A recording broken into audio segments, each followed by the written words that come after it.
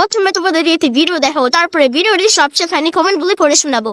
সুমি সন্ন্যাসদের জন্য কিছু কেনাকাটা করতে যাবে। একটু বেলা করেই সুমি ঘুম থেকে ওঠে, তাই আমি ভাবলাম নিচে সব কাজ গুছিয়ে আমি ওপরে ওর জন্য রান্না করতে যাবো। এরই মধ্যে সুমি ঘুম থেকে উঠেই বলল, মা আমি তো একটু বেরোবো, তোমার রান্না হয়েছে? কোথায় যাবি রে, তুই তো আগে আমাকে বলিস। আরে সন্ন্যাসদের জন্য কিছু জিনিস কিনতে যাবো। আরে না, তোর রান্না তো এখনো হয়নি। ঠিক আছে মা, তুমি তাড়াতাড়ি কিছু রান্না করে দাও, আমি যে এক্ষুনি বেরোবো। এই কথাটাই আগে বললে আমার কখন রান্না হয়ে যায়। আচ্ছা এবার তোমরা বলো তো, এত তাড়াতাড়ি আমি সুমিকে কি রান্না করে দেব? রান্না করবো আমি বুঝতে না পেরে কুকারে আমি ঘি দিয়ে খিচুড়ি রান্না করে দিলাম। এদিকে সুমি এত তাড়াহুড়ো করছে যে আমার কোনো কাজ করতেই সময় দিচ্ছে না। কথা বলতে বলতে এদিকে আমার রান্না বান্নাও কমপ্লিট হয়ে গেল। আর দেরি না করে এবার আমি সুমিকে তাড়াতাড়ি খেতে দিয়ে দিই। আর সুমি তো দেখে বলল, মা এত তাড়াতাড়ি করে আমার জন্য তুমি খিচুড়ি রান্না করেছো? হ্যাঁ, তুই এবার খেয়ে বলতো এই গোবিন্দভোগের চালটা দিয়ে খিচুড়ি রান্নাটা কেমন হয়েছে? মা এই খিচুড়িটা খেতে দারুণ হয়েছে।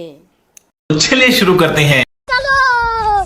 আরে কাকিমা, তোমার মেয়ে একটা হোটেলে যাবে, তোমাকে বলে যাবে? আমার ভুল হয়েছে, ক্ষমা করে দেন। দূর কাকিমা, এত নেকি কেন, থামুন তো এবার। এমন ভাব মেরে কথা বলছো যেন মেয়ে চাকরি করতে যায়। कौन है ये लोग? कहां से आते हैं? কাকিমা, আপনি তো কোনোদিন বুঝতেই পারেন না কি রান্না করবেন।